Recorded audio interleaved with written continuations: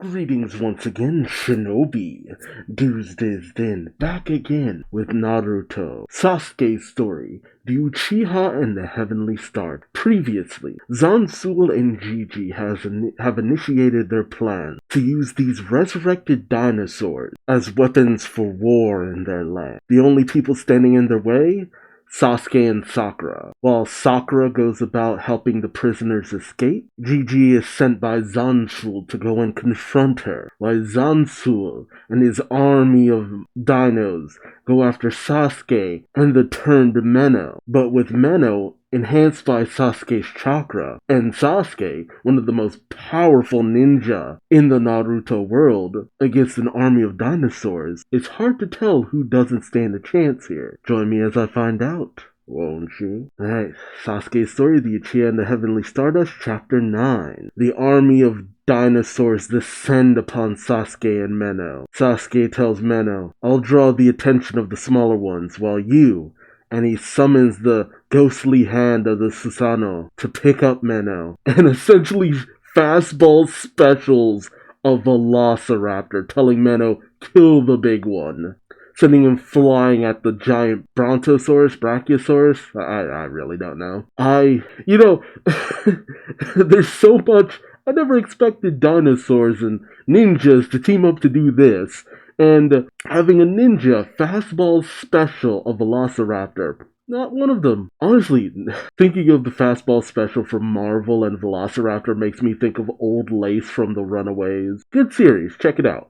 Comic book or live action, though I still need to finish the last season. Sasuke then summons his Chidori and uses Chidori Senbon, shooting out a multitude of tiny electrified chakra blades, basically. Well, chakra needles, I should say. I feel like maybe that's something he thought of from Haku back in the day, while taking on Haku and Zabuza. The needles stab into the pterodactyls, immediately electrifying all of them, sending most of them plummeting to the ground. Ooh, and also slamming into the other charging dinosaurs who were already on the ground. Wow. Friggin' multi-pronged attack. Zansul is shocked by this, saying, you brought down the Tetras and used them to attack the Ornis on the ground? But Zansul doesn't have time to be amazed, as Meno has lashed onto the tail of the Brachiosaurus, climbs up, and confronts Zansul. Meno goes rushing in, and a shocked Zansul says, Petrus, defend me! As some of the pterodactyls come flying in. Sasuke sees this and thinks to himself, looks like he's going to get away. And as Meno is just about to sink his teeth into Zansul, Zansul is whisked away by one of the pterodactyls, much to Meno's shock. However, Meno, digging his claws deep into the Brachiosaurus' back,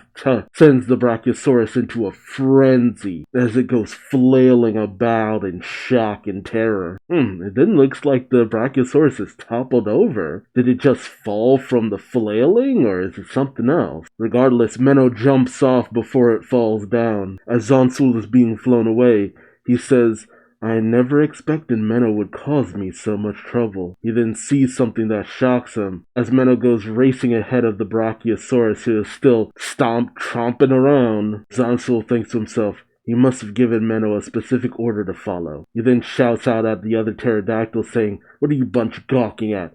Get down there and kill Sasuke. Sasuke is then shocked to see some of the feathered raptors coming at him, as well as the pterodactyls. He readies his blade and goes leaping over the backs of the feathered raptors. He charges his sword with lightning, and then sends out a flurry of other small chakra-filled lightning needles, using Chidori Senbon once again. Sasuke then tells Zansul, you might think twice about bossing the dragons around, considering that you're not the one in control of the revival jutsu. An angered Zansul says, enough of this drivel. Meanwhile, Meno is being, chased by the Brachiosaurus, and Meno leads the Brachiosaur right to the wall of the prison, and right through it, especially. Sasuke then hears a roar from behind him, and sees a Tyrannosaurus coming charging right at him. Sasuke then throws his sword high into the air, and then uses his Rinnegan to switch places with it, with the sword's momentum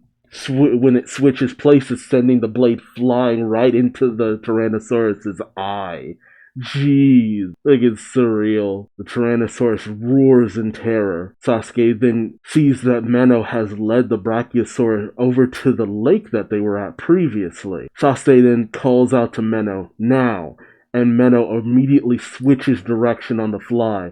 Ooh, striking at the Brachiosaurus's legs, specifically the ones on the right, since the lake is to the beast's right side, sending the creature toppling over right into the lake. Sasuke finally hits the ground as Zansul flies over the action saying, that useless beast. While Sasuke heads in that direction as well. Zansul up above says, you, get out of the lake. But the Brachiosaur just continues to sink further and further into the lake until it's pretty much completely submerged. Zansul says, curses, the creature's too big for its own good.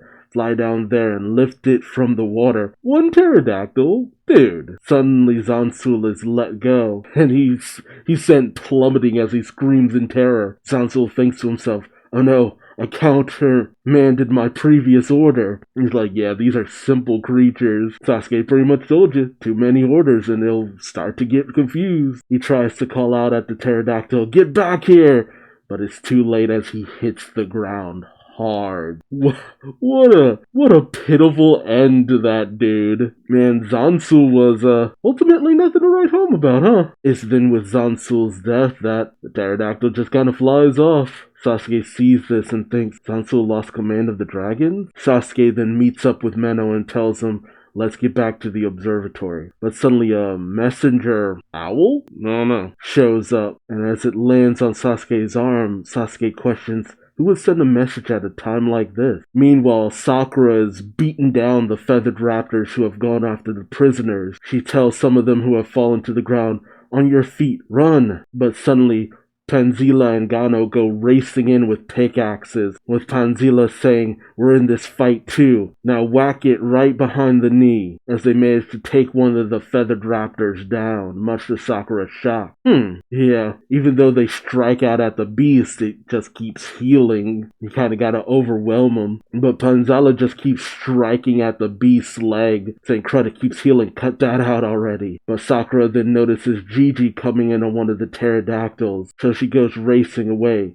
But Gigi then says, think you can get away, huh? And as he does some hand signs, he leaps from the pterodactyl, slams his hands into the ground, and uses Earth Style, Mud Wall. I really didn't think Gigi was gonna be this capable, as he blocks off Sakura's escape. As Sakura turns to confront Gigi, Gigi says, it kills me to have to bump you off twice, Doc. Sakura says, what are you really after? Forcing people and dragons to suffer like this? What are you hoping to achieve? Gigi says, always such a sweetheart. You know, I really wanted you and Sasuke to have a long, happy life together, Doc. But given the circumstances, I have to kill you. I told Sasuke before, he shouldn't have left his girl alone. But suddenly something shocks Gigi. Oh, he was led into a trap as he's suddenly wrapped up by some kind of chakra netting or something. Seems he stepped over a paper trap. He looks down and sees it as it's uncovered from the sand. He thinks to himself, a trap? She pretended to run just to leave me here? Trap.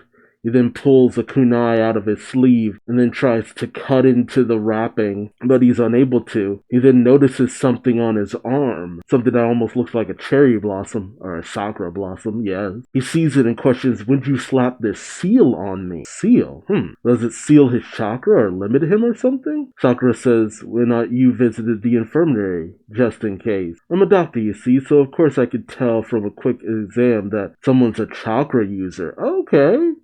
So she just didn't know the circumstances, but she knew better than to take a chance. That's some nice 4D thinking there, Sakura. I'm just curious why she didn't try to use that before. But I guess it's not like something that could only be used by itself. Gigi stops struggling against his wrapping and thinks to himself, I'm not breaking out of this on my own, am I? But I'm not done for yet. Once Zansul shows up to help, I can about that. And suddenly Gigi senses something that sends a shiver up his spine. Naturally, it's Sasuke and Meno approaching him from behind as Sasuke calls out, Gigi, You're the one using the revival jutsu, aren't you? Gigi looks behind him and swallows. Sasuke comes up and reaches into Gigi's shirt. Geez, so forward. At least buy a guy dinner first. Sasuke then pulls out the scroll Gigi stole and says the scroll with the ultra particles. I'll be taking that back now. Gigi questions, how do you know where...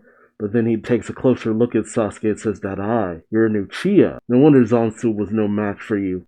I guess I never stood a chance either, huh? Gigi says as he just laughs, then leans his head back and says, well, go on then. Just get whatever nasty genjutsu you're gonna do to me over with. Sasuke then says, first I have a question for you. What was your goal in all this? Gigi explains, Sasuke goes on to say, we know Zansu set out to use the revived dragons as weapons of war, but somehow you don't strike me as that kind of guy. Gigi questions, oh? What kind is that? Sasuke explains, the kind who's driven to serve their nation. Gigi laughs, saying, ouch. Hey, I could be a rah-rah patriot like Zansu. How would you know? Sasuke pauses and then says, then why save Panzala from Meno back in our cell? Gigi doesn't answer, and Sasuke says, I suppose you were acting on instinct, right? Gigi still doesn't answer. I even mentioned it before, but Sasuke thinks of when he saved Naruto from Haku's needles, pretty much risking his life, unnecessarily of course. Sakura just listens in silence. Sasuke then says, Zansul's dead and gone now. We'll turn you over to the Ridaku authorities and head home, but before all that, if there are any extenuating circumstances, now's the time to tell us. Oh. Sasuke then deactivates his Sharingan. Gigi says, why even bother, man? Sasuke simply says, I can't let this end without knowing. Oh. Sasuke actually kind of bonded with this guy. Gigi says, fine. The plot's up in smoke anyhow. Why not? Here's the whole story. I'm a rogue shinobi from the Hidden Sand. Oh, the Hidden Sand village. Really? Oh, I went to the capital because I got invited to join a private army the prime minister was putting together. While I was staying at the palace, the boss assigned a maid to tend to me, and she was a looker. Before I knew it, I'd fallen for the gal. I realized that instead of joining someone else's war, I would much rather spend the rest of my life with her. But an epidemic killed her before we could make that happen. This shocks both Sasuke and Sakura. Sasuke questions, what do you mean? Gigi explains, about a year back, the Prime Minister asked me to help out Zansu. In exchange, I get to leave his little army to live with Margot. We had to spend some time apart in the meantime, though. Agreeing to that was my mistake. It's like I told you, Sasuke, never leave your girl behind. That part I really meant. Human life, just so fragile. Gigi then takes a look at Meno and says, using dragons as weapons didn't sit well with me at first, but Zansu and the Prime Minister made me an offer. Sakura questions, what kind of offer? Gigi explains, if I agreed to revive the dragons, they would give me Margot's body. Sasuke and Sakura are shocked by that, and Sakura questions, you were planning to use the revival jutsu on her? Gigi simply smiles and says, don't give me that look, Doc. I'd do anything to be with her again. A forbidden jutsu? Sure. Small price to pay. Come on, Sasuke. What would you have done if you were in my shoes? You did the same, yeah? Be honest, he says as he looks deep into Sasuke's eyes. But Sakura steps towards Meno and says, maybe he would have. I mean, if I lost the person I loved, and I had the Edo Tensei jutsu right in front of me, even I might reach for it just to see him again. Gigi says, see? You get it. But Sakura says, but Sasuke and I aren't alone in this world. I know our friends and family would stop us and tell us not to do anything stupid. Oh. You know, funny enough, I don't see Kiba in that lineup of friends. I'm just saying. You see most of the Konoha 11, Tsunade, and Kakashi, but there's no Kiba in that lineup. I mean, even remembered Shino, but no Kiba. Regardless, Gigi's taken off guard by that, as Sakura tells him, for the same reason we're stopping you now. Plus, how would she feel about being brought back by Jutsu? I'm sure Margot wouldn't want that. Sasuke then realizes something as he says, wait, Margot? He then reaches into his shirt and pulls out a message saying, thinking to himself, the message from before. He reads it and then says, Gigi, you've been here over a year, right? How did you learn that Margot had died? Gigi says, they sent me her death certificate. It was signed by the Prime Minister himself. Sasuke looks at the note and then says, then he was in on it. Sakura's taken off guard by this. Oh, she wasn't dead, was she? He was being played, wasn't he? Gigi questions, huh? In on what? Sasuke puts the note in front of Gigi's face, and as Gigi takes it, Sasuke says, it's all written in this message I just got, and that intel comes from a reliable source. The new king, Nanara, brought down the dictatorship and had the queen and the prime minister moved to the capital. One of the king's attendants used to be a maid at the palace. She knew all about what went on inside and has apparently been helpful. Her name is Margot. Gigi's eyes fill with tears as he reads the note. So she helped to bring down the prime minister. I'm curious about the other side of this. I guess there's some Kakashi story, maybe it's the novel or something that I haven't read that's like the other side of what's been going on here. And that's actually nice. Gigi falls to his knees and says, my Margot, she's alive. Sasuke tells Gigi they lied about her death to make you their pawn. It's just the sort of scheme Zansu would come up with. Sakura looks on at this and smiles, but something's rustling behind her. Gigi realizes this and then turns to see the giant Tyrannosaurus with the friggin' sword still stuck in its eye, mind you, right behind Sakura. Gigi calls out, Doc, look out! And Sakura turns too late to notice the giant friggin' dinosaur charging at her. Gigi starts doing hand signs, but, it's Sakura, so she promptly punches it in the face. Which, man, Sakura punching a T-Rex in the face. I said it before, but just, man, this manga is just me saying things I never expected to say. Like before, Sasuke fastball specialing a Velociraptor, Sakura punching a Tyrannosaurus in the face, just damn. She manages to knock the thing right to the ground.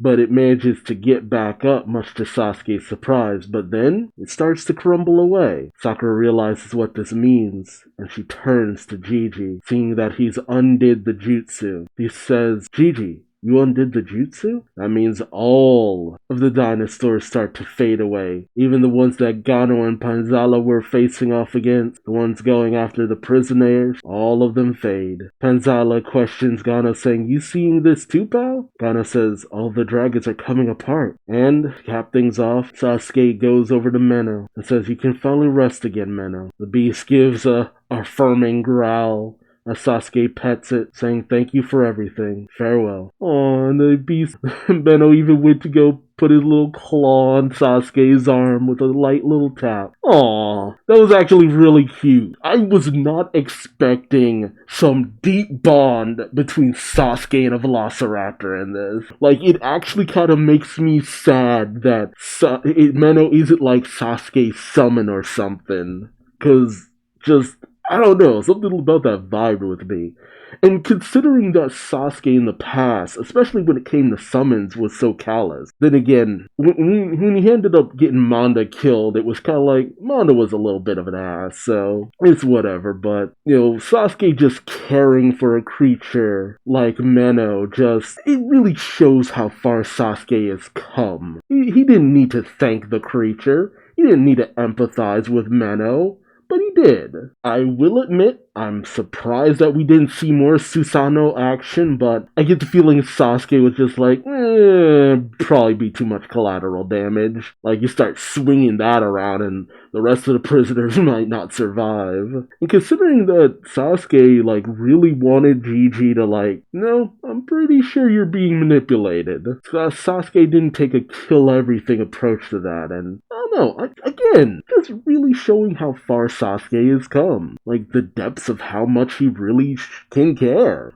He sees that someone is going through something, it's just like, hey, you alright, man? What's really going on here? And the fact that he calls out that Gigi was being manipulated, it's just, I don't know, I vibe with it. I still have to say that Zanzu's end, but then again, once we start finding out that, he's not a jutsu user, then, okay, he ain't much of anything. It's just that moment with Zanzu, when Sasuke found out that he has glass eyes and stuff like that. These artificial eyes, it's just like, oh, okay, Zanzu's something. But no, not really. It was all Gigi. it was all Gigi for the most part. And it helps that Gigi was being manipulated, so, not someone who needed to just die and be done with it, which also makes a lot of sense. We spent a lot of time with Gigi and Sasuke, those two just being together, hanging out. It's obvious that, at least from my standpoint, Gigi kind of reminded Sasuke a lot of Naruto, and I think that's why they got along so well for the most part. And while I will say this story hasn't been the best, especially since I'm seeing this caps off with the next chapter, I'll just say this hasn't been my all-time favorite, but it's been great for character moments. That's the thing. Even a story that I don't vibe with as a whole can really be sold to me just based on character interaction. Because sometimes that's what I love the most. Like, give me some solid character interaction, and that can satiate even the worst of stories for me. And with the moments between Sasuke and Gigi, Sasuke and Sakura, Sakura and Gigi, and even the little moments with Panzala and Gano, who ended up not really being entities of the same caliber as everyone else, but it was also kind of a way of having a bit of a misdirect on who the inside man was. I really thought Gano was going to be something more, but no, it turns out no. But they all had moments. The moment between Sakura and Gano talking about Sasuke in the prison and how he had been acting, looking for the Sakura blossoms to bloom, and the moment of Sakura facing off with Panzala and gambling, that was also fun. Yeah, like, every moment that might seem like, oh, a weird detour to take, actually was a nice little moment to just let certain characters shine for the most part. Dig a little deeper into them. So, good stuff, good stuff. But let me know your thoughts in the comments section below. How do you feel about the way that things kind of, for the most part, capped off? Do you wish there was a little bit more? Do you wish Gigi was a little bit more ruthless? Do you wish that Zansu was like this phenomenal jutsu user on the down low? Do you wish there had been more destruction and action and this, that, and the other? Will you miss Menno? Do you wish they could have saved him or something? Let me know your thoughts. Also remember to subscribe for more Naruto. And until next time, I've been Duuz-Diz-Din and hope to see you later. Take care. Bye-bye.